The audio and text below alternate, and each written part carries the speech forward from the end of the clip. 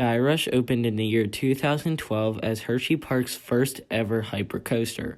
And let's just say Hershey Park has got some guts to go with an Intamin prototype. This wing coaster takes you up 200 feet before plunging you down a 212-foot drop.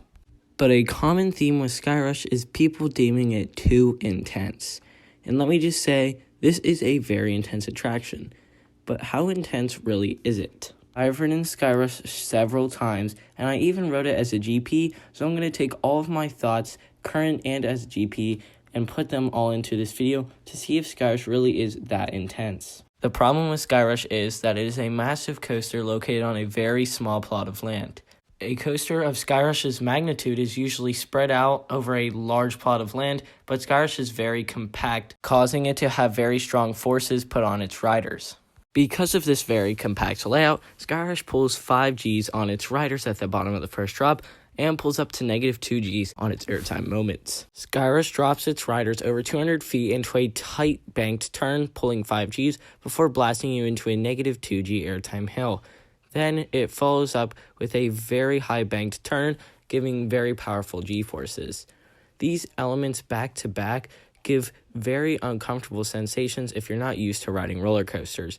I remember the first time riding Skyrush, I grayed out several times riding it, and I was in severe pain by the end because of my lap bar. This is a very serious problem with Skyrush because a lot of people don't like this ride because of the lap bars. Because of Skyrush's forces, the lap bars pull down on the riders throughout the ride. This can be very painful and can leave your legs very, very sore by the end of the ride. A lot of people compare Skyrush's intensity to another very intense coaster, Intimidator 305. This Intamin Giga coaster pulls very intense G-forces and even had to have its drop reprofiled because it was deemed too intense for the general public. Now, the interesting thing about Intimidator 305 is that it only pulls a max G-force of 4.5 Gs. But its 4.5 Gs are more sustained than Skyrush's abrupt 5 Gs on its riders, so that is why Intimidator 305 had to get that reprofiled first drop. Skyrush also has a lot of sustained high G-force turns, but they are not at the magnitude of this turn right here. But that is still besides the point. Skyrush is still a very intense coaster, and I honestly think it is too intense for a general public person. I remember getting off of Skyrush and being so uncomfortable and hating it. It wasn't until I became an enthusiast and I tried it again that I actually loved this ride.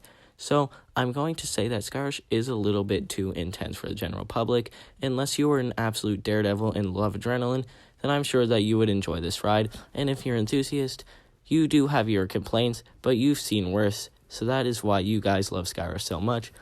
And that will about do it for this video. I hope you guys have a great rest of your day, and I will see you guys next time.